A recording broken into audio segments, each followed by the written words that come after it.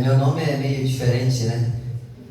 Tem o Wilson, tem Wilson, tem muitos Wilsons por aí, mas do Wilson é diferente, né? Então, mas uma vez que vocês decorarem, vocês nunca mais vão esquecer, porque o nome é diferente, né? Irmãos, a menina aqui, ela está gravando o sermão, porque eu tenho um canalzinho amador que seja, mas no YouTube, mas o objetivo é pregar o Evangelho, pregar a palavra de Deus através da internet. Então eu costumo registrar não só nas pregações da igreja, mas também eu faço vídeo, lives em casa e mando também para o YouTube, né? Então se vocês quiserem me localizar lá, só escrever o nome do Wilson Rodrigues, vai aparecer lá, tá bom? E de repente as pessoas que vocês quisessem, que vocês queiram, que quisessem que estivesse aqui, estou escrevendo até o tempo, e não estão, vocês podem compartilhar esse vídeo de hoje para eles, tá bom? É bom estar aqui. Desculpa. A última vez que eu estive aqui foi na igreja lá em cima do morrinho, né? O Cláudio Divino me convidou para estar lá. Inclusive ele, depois do culto, ele me convidou para conhecer essa igreja que estava em fase de construção. E foi muito bom aquele dia que eu estive aqui, né? E estou muito feliz mais uma vez de estar aqui com vocês. E que a graça e a paz de nosso Senhor Jesus Cristo possa estar presente, reinando no coração de todos vocês nesta manhã. Irmãos, a Bíblia ela é cheia de temas, né? Como diz o pastor Luiz Gonçalves, ela não tem assim um capítulo, uma parte da Bíblia que fala de determinados assuntos, né? Tipo assunto sobre a morte, sobre o casamento, sobre a vida eterna. Não, você vai lendo um pouquinho aqui, um pouquinho ali, e você vai encaixando as pedras, as peças, né, do quebra-cabeça, e assim você vai conseguir construir um cenário perfeito. E Deus, Ele usa o Espírito Santo justamente para que nós possamos realmente entender a Tua palavra, como diz ali o testemunho daquele irmão, né, que ele estava lendo as profecias de Daniel e não conseguia entender. Ele só foi conseguir entender porque ele sentiu a necessidade de um professor. Foi justamente aquele mesmo que colocou uma semente de curiosidade no coração dele, né, através do Espírito Santo. E essa pessoa foi quem ele procurou. Filipe, ele fez a mesma coisa lá com o eunuco, né? Como é que eu posso entender o que eu estou lendo aqui em Isaías 53 se não tem ninguém para explicar? Aí Filipe evangelizou aquele eunuco, e o eunuco ele foi, o eunuco era o etíope, né? Etíope. E ele foi evangelizado para a honra e glória de nosso Senhor Jesus Cristo. E o tema de hoje é ser um tema assim motivacional, né? Às vezes você está para baixo, você está meio triste, com baixa autoestima. Quem é que não teve esse tipo de situação? Às vezes são muitas situações que contribuem para isso. E nós vamos falar da vida de uma pessoa que passou por situações assim difíceis na vida dele e que Deus o reanimou. Vamos falar da experiência de Moisés, né? E Deus, nós sabemos que Deus ele é soberano. Ele faz o impossível na vida de cada um de nós, né? E Deus ele dá valor às mínimas coisas, às pequenas coisas. E o tema da nossa mensagem se encontra em Êxodo 4, versículo 2. Eu vou ler aqui na íntegra, os irmãos podem acompanhar a Bíblia de vocês aí, para a gente ganhar tempo.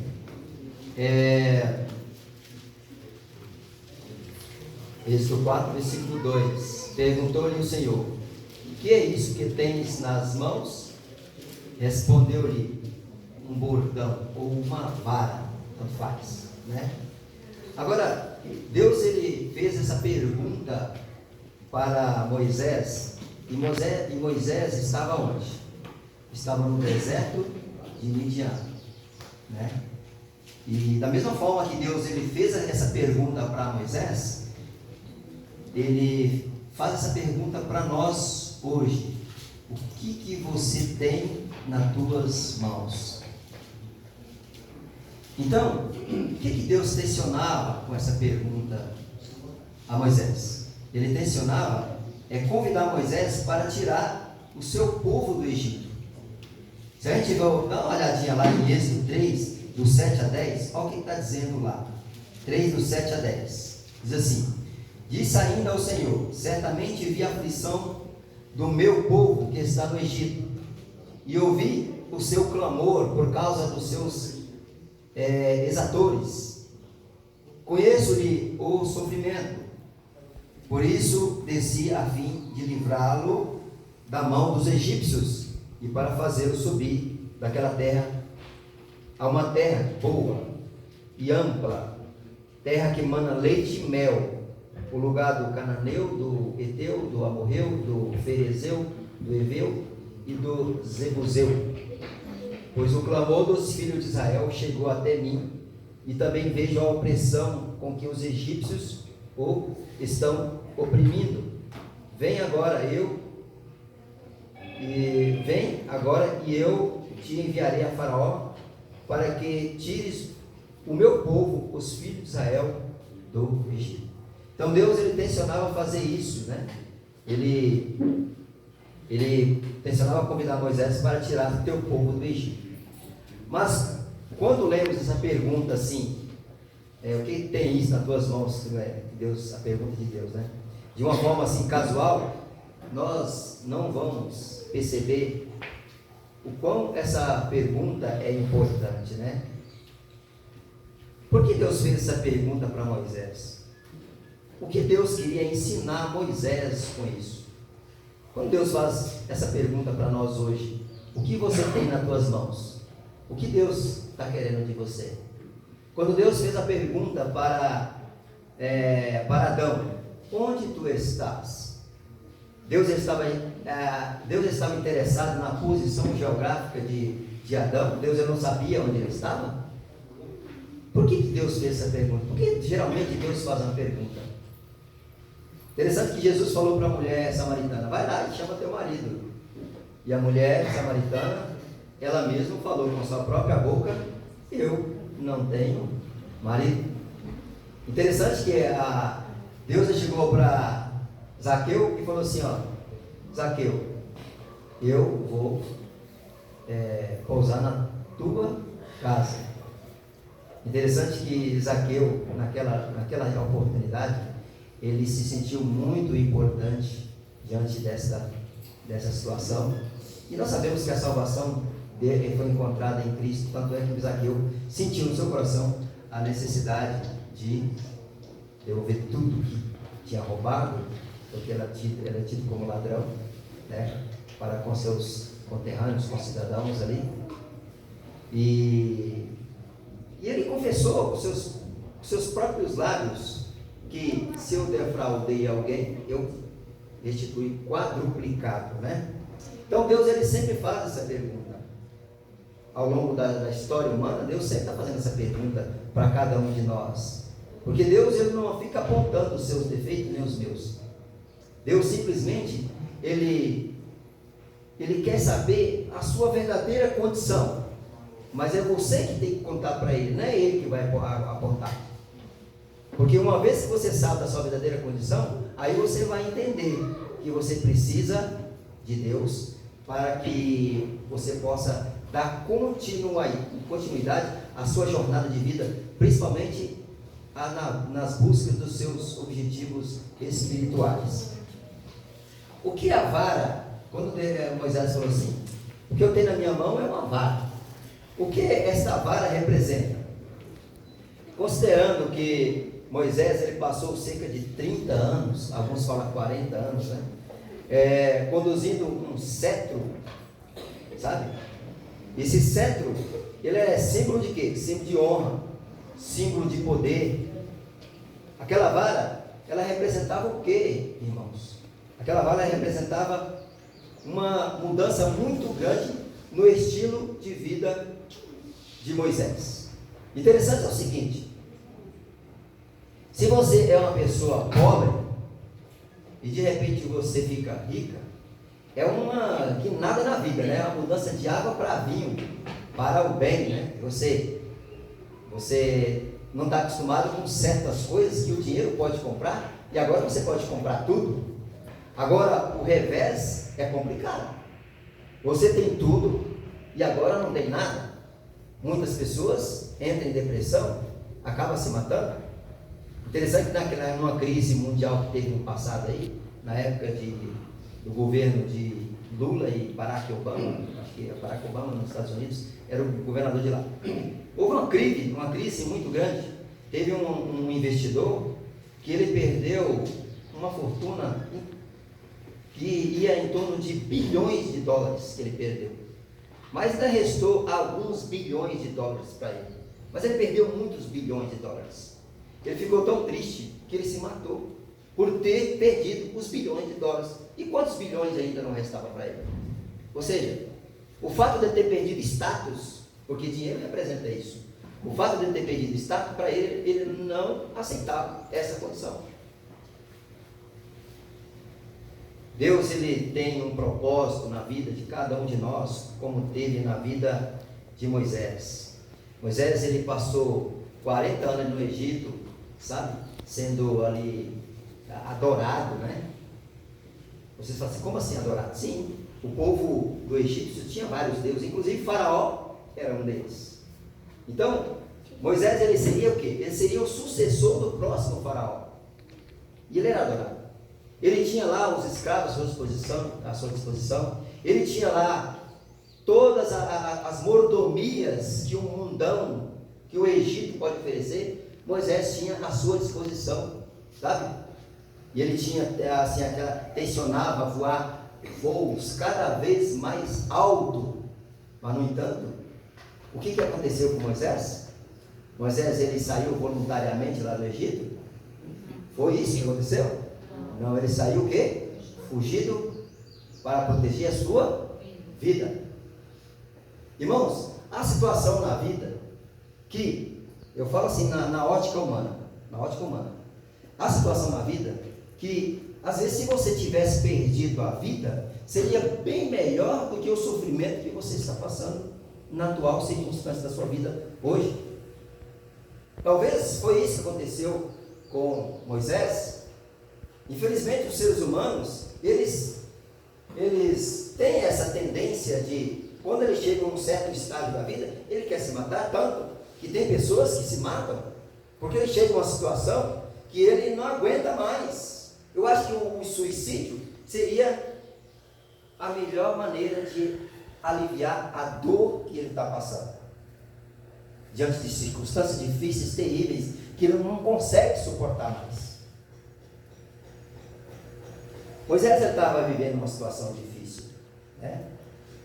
A mão que segurava o cetro agora segurava o quê? Uma insignificante vara. Quando Moisés, ele lembrava que podia ter sido o sucessor natural de Faraó, o que acontecia com Moisés? Talvez Moisés olhava para aquela vara e, quem sabe, sentia tristeza. E nós sabemos que ele saiu de lá do Egito, fugido, né? Como nós tínhamos mencionado. O que Moisés era naquele deserto? Aquele que seria o sucessor de Faraó. Agora ele virou um boia fria, pastor de ovelhas, sabe? Esse tempo boia fria, você sabe, né? Você tem que levar marmita para você comer. Talvez o deserto é tão quente que a boia dele não era tão fria assim, né? Ele era humilhado por uma função sem prestígio social, não tinha mais as riquezas, sabe, a fama. Moisés, ele não tinha o poder, a família de origem, e talvez Moisés tinha perdido até a sua própria confiança em si, sabe? Quando declarou essa expressão, lá em Êxodo 3, versículo 11: quem sou eu para ir a Faraó e tirar do Egito os filhos de Israel? Quem sou eu?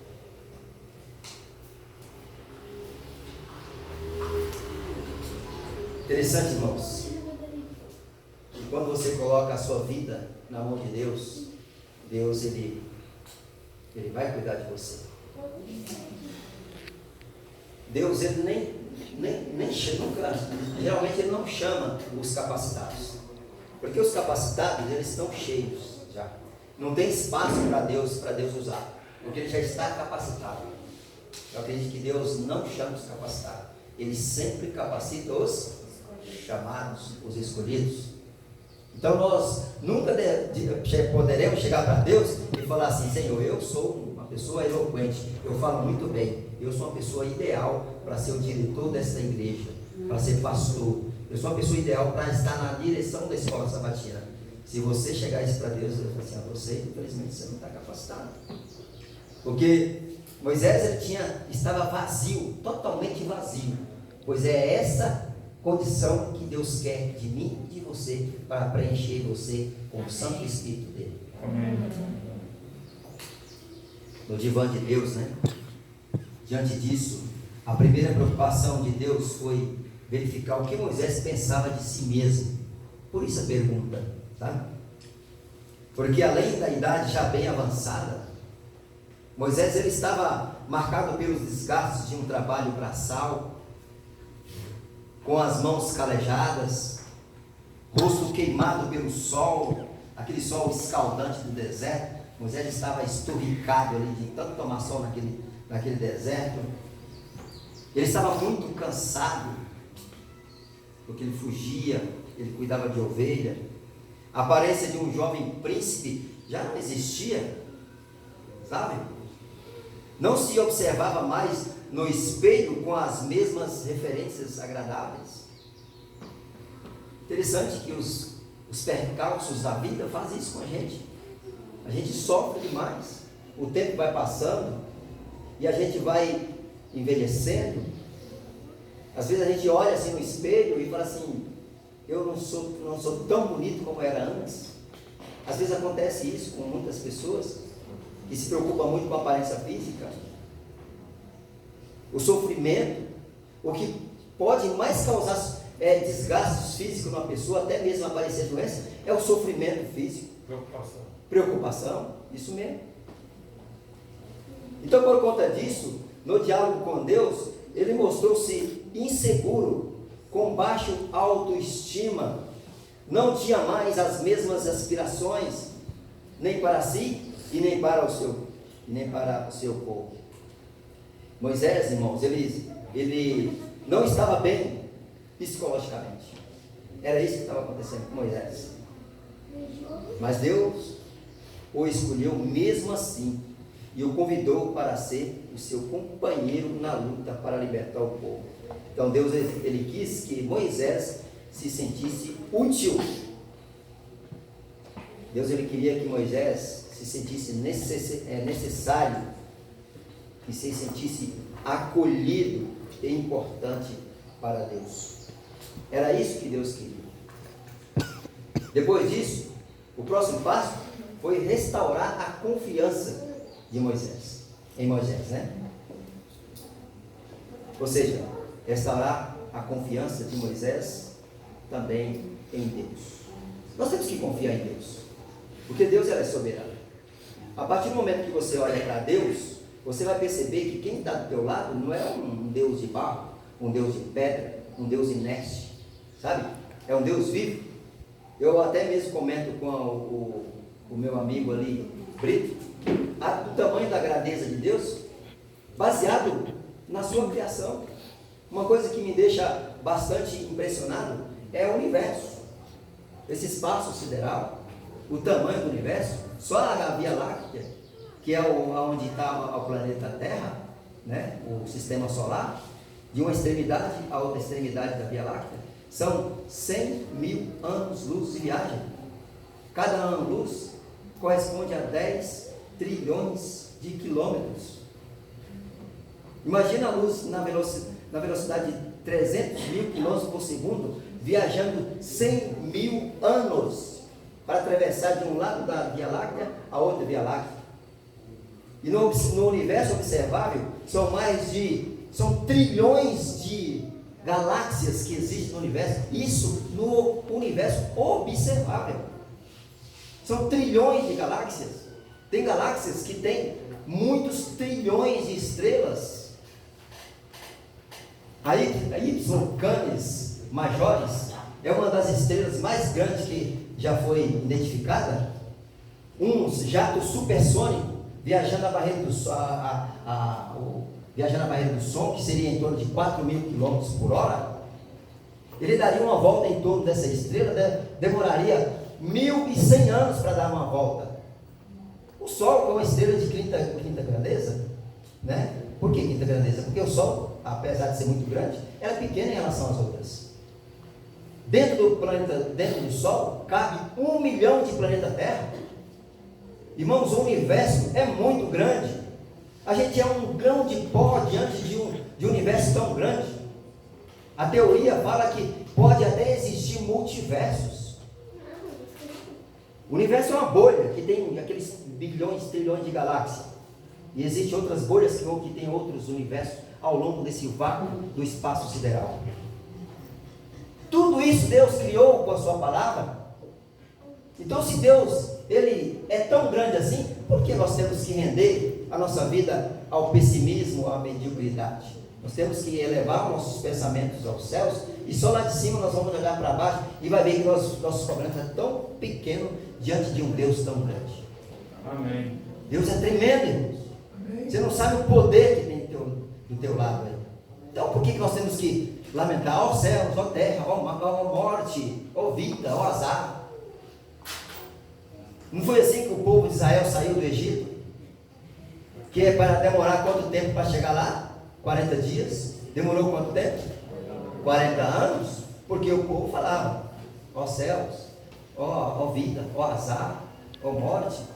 Reclamando, tendo um Deus que de dia tinha uma nuvem acompanhando eles para refrescar naquele calor do deserto, e à noite tinha uma coluna de fogo para aquecer, abriu o mar vermelho, tantas maravilhas, e o povo reclamando.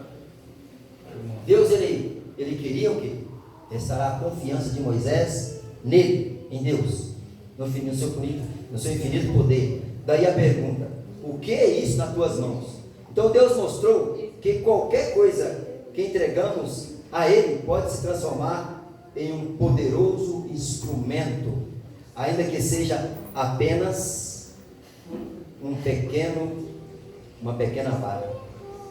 Nas mãos do Criador terá mais poder do que qualquer cetro nas mãos de um rei ou faraó. Né? Como eu falei dos percalços da vida, né? Ela fragiliza os seres humanos, né? Tanto esses percalços fragilizam os seres humanos, que a sua recuperação só pode depender de um milagre. Deus então operou alguns milagres para restaurar, sabe, a fragilidade de Moisés. Sentia-se tão fraco, para que Moisés recuperasse a confiança em si, e para que Moisés pudesse ter a confiança no seu Criador. Ele pediu que ele pegasse uma cobra pela cauda, e nós sabemos, irmãos, que se você pegar uma cobra pela cauda, o que vai acontecer? Vai ser picado. Você vai ser picado.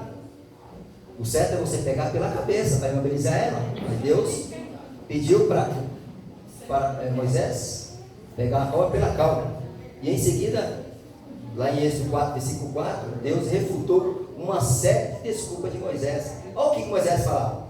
Moisés falava assim: ninguém vai acreditar em mim. Êxodo 4, versículo 1. Aí Deus falava assim: farei muitos milagres para que acreditem em você. Êxodo 4, do 4 a 9. Moisés: não sou eloquente. Êxodo 4, Êxodo 4, versículo 4 a 9, né? Depois: não sou eloquente. Êxodo 4, versículo 10. E Deus falou assim: quem fez a boca? Se ela não funciona bem, eu farei outra. Olha só. E Moisés: Senhor, mande outro qualquer para fazer este serviço, menos eu. É muita responsabilidade. Eu não tenho tanta competência para uma função com tamanha responsabilidade como essa. Não sei falar, eu sou gago. Muita gente achava que Moisés era gago, né? Imagina quando uma pessoa está assim. Aconteceu comigo, de repente acontece com vocês também. Quando você está com muita timidez, quando você vai falar, quando eu falar aqui na frente, por exemplo, você começa a gaguejar, não é isso? eu acho que Moisés ele era muito tímido, né? Aí Deus não gostou e explicou que ele não aceitaria mais nenhuma desculpa, né? Lá em Êxodo 4, do 14 ao 17. Estou dando essa passagem na íntegra para que a mensagem não possa ficar longa. O que Deus pode fazer por nós? O que Ele fez com Moisés, sabe? Qual é o deserto da sua vida? De repente você está passando por uma aflição terrível. Um emprego que você perdeu, onde você tinha planos para comprar a casa própria, um carro zero ou outra coisa mais. Infelizmente você está desempregado e você é o provedor da casa.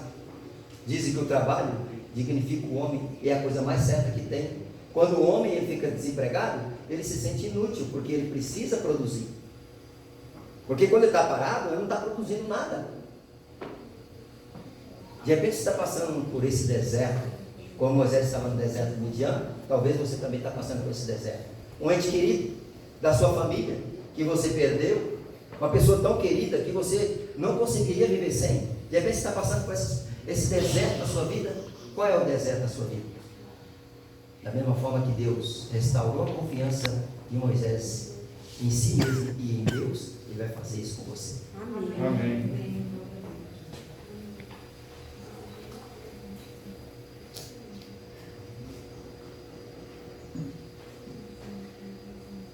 O que Deus pode fazer por nós? Naquele momento, Moisés não tinha em mãos uma coisa de valor.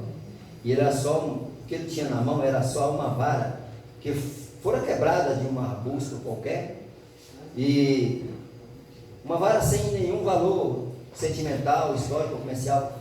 Isso porque nós não sabemos nem que tipo de madeira aquela vara foi quebrada.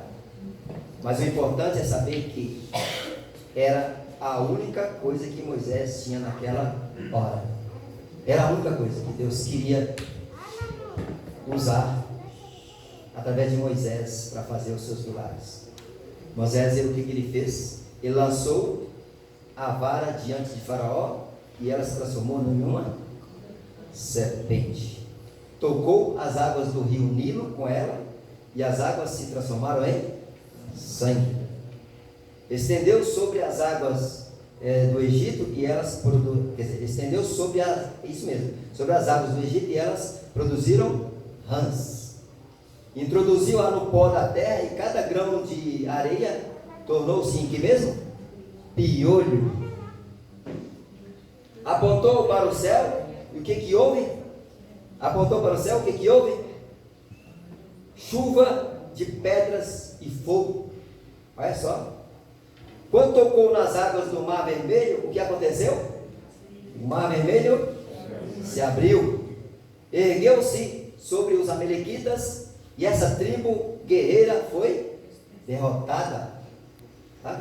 Bateu com ela numa rocha e tirou um jorro de água no deserto. Imagina uma rocha que não tem nada, você bate ali e começa a sair água, aquele jorro de água.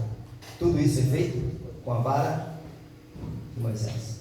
Interessante que Deus pediu essa vara para Moisés. Deus não a tomou à força. Me dê a sua vara e vou ver o que eu faço com ela. A vara que era de Moisés passou a ser a vara de quem? A vara de Deus. Deus ele pede a mim e a você: o que você tem para me oferecer? Ofereça para Deus. Você não tem nada. Você tem a sua fé. Você tem sua vida. Ofereça a Deus. Se você acha uma pessoa insignificante para fazer algo para Deus, entenda os milagres que Deus fez com a simples vara. Ele vai fazer milagres na sua vida. Amém. Qualquer coisa a ser usada com a permissão de Deus pode se transformar num instrumento de grande poder. Por exemplo, irmãos, uma queixada de jumento. O que é uma... Se você tivesse uma queixada de jumento, um pedaço de osso na mão, uma queixada de jumento, você acha uma carcaça de jumento ali, pegou a queixada e estava com ela na mão, e Deus pedisse ela para você, o que você acha que Deus poderia fazer com essa queixada de jumento? Nas mãos de Sansão, o que aconteceu? Uma queixada de jumento na mão de Sansão provocou a ruína dos filisteus, irmãos. Olha só. E uma pedrinha, uma simples pedrinha. Se você tivesse só uma pedrinha na tua mão, se Deus pedisse essa pedrinha, o que Deus faria com essa pedrinha? Hein? Essa pedrinha na funda de Davi, o que aconteceu? Desbaratou um exército inteiro. Uma pedrinha. Agora, se você tivesse um lanchinho na sua mão, só um pequeno lanche, que você acabou de comprar lá no McDonald's, só um lanche, Deus pedisse, o que aconteceria? Hein? Pois é, um lanche de um menino, ele serviu para fazer o quê? Para matar a fome de quantas pessoas? Milhares de pessoas. Moisés foi chamado para o serviço quando Moisés tinha quantos anos? 80 anos. 80 anos. Tem muitas pessoas que falam assim: poxa, eu estou muito velho para servir a Deus. Está errado. O que está errado com essa afirmação? Hein? Que no caminho de Deus não existe, é proibido estacionarmos. Com isso podemos afirmar que não é necessário ser jovem e forte para servir a Deus. E também não é necessário também ter muita idade, porque Davi era velho? Não, Davi era um adolescente quando ele venceu Golias com aquela pedrinha. Não importa a idade, o vigor físico. Você vê que Moisés estava fisicamente estava meio fraco. Vigor físico. Não importa a posição social.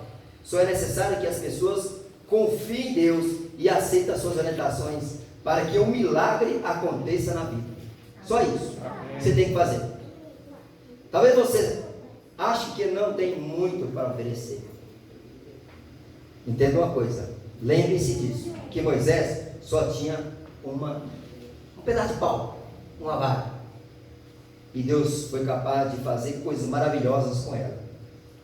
Agora, se colocarmos Deus em primeiro lugar, com certeza Ele fará grandes coisas por nós. Quem sabe, irmãos, Deus Ele só está esperando por uma resposta. O que você tem nas tuas mãos para oferecer para Deus? Essa é a resposta de Deus. O que você tem? Dá para Deus. E você vai ver o que Deus pode fazer com aquilo que você tem, que você está oferecendo para Ele. Que Deus possa abençoar a sua vida, abençoar a minha também. E vamos deixar Deus usar-nos, para que nós possamos nos tornar um canal de bênçãos. Porque a partir do momento que você trabalha para Deus, mais Deus vai te abençoar mais, porque você se